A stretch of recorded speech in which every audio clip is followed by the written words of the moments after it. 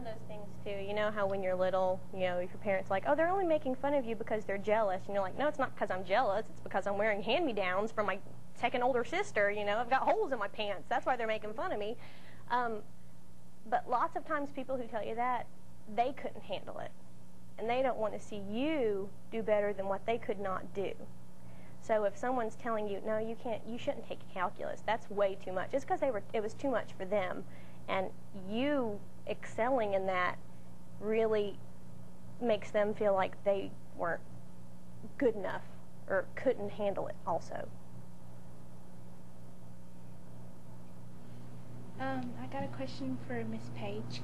How do you set goals and stick to them? How do I set goals and stick to them? Well, usually I have to write down a to-do list pretty much every week, and sometimes I schedule out my month so I can look at it and see what I need to get done, because if I don't do that, I'll get overloaded and overwhelmed, and then I'll be stressed and anxious, and that's not good. So really just write a list of what I need to do this week or next week, so that I'll be prepared for tests or quizzes. And I've noticed that when I don't do that, I don't do so well. So just writing it down. And for me, I'm pretty much scheduled anyway, so I just work better that way. I don't know, did that answer your question or no? Yeah? So I think we probably have time for one last question in the back there. Do any of you belong to any professional, like, organizations or anything like that? Yes, I'm with, there's a student chapter called Association of Computing Machinery. And so that's a computer group where a lot of the students, and we get together, and sometimes we have guest speakers that talks about different subjects in computer science.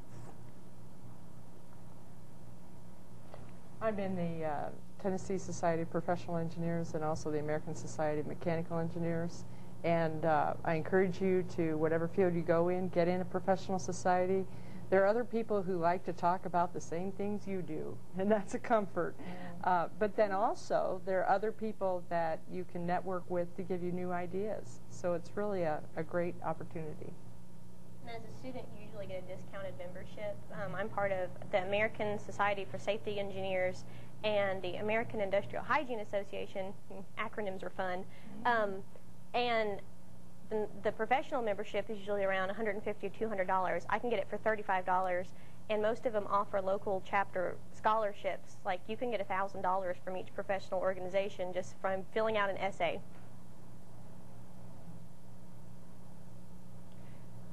Okay. All right. So we've got about 2 minutes. So is there anything else that you would like to add real quickly that you would like to share with our students today?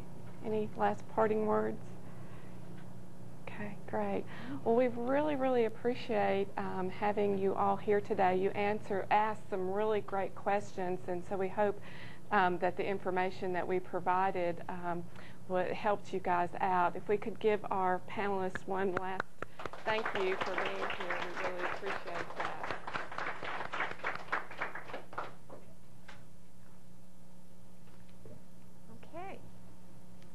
Thank you so much, Miss Karen Claude and Dr. Judith Iriarte-Gross and their wonderful panelists. Thanks also to Miss Debbie Frisbee and her METS program students, and that's MTSU Educational Talent Search students, and Miss Lisa Choate and her students from Cannon County High School in Woodbury. I'd like to remind our site facilitators to please have today's participants complete session evaluation forms. If our cable or webcasting viewers would like to give us feedback concerning today's program, they may complete a form by visiting us online at www.mtsu.edu/ITSC. You may also download a copy of the handouts that went with today's program by visiting our website. If you'd like a free video copy of today's program, you may send us an unused VHS tape or a -R blank DVD in a pre-addressed stamped mailer. We'd be happy to dub a copy for you free of charge and mail it back to you.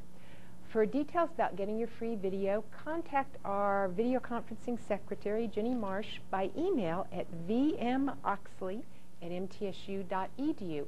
We ask that you reference the program number in requesting your video, And also, please be patient because it takes us several weeks to edit our videos and get them ready for distribution. Teachers should limit themselves to 2 video requests per semester.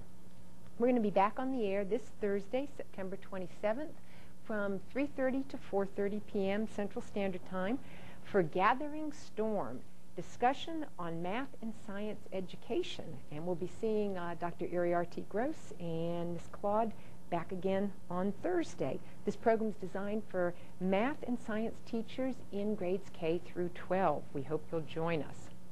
Before we sign off today, I'd like to thank our technical crew and support staff. I'd like to thank the Education Resource Channel at Middle Tennessee and our cable partners across the state and in Huntsville, Alabama. As always, I'd like to thank our site facilitators, but most of all, I'd like to thank the students and their teachers who joined us for today's program. Thank you.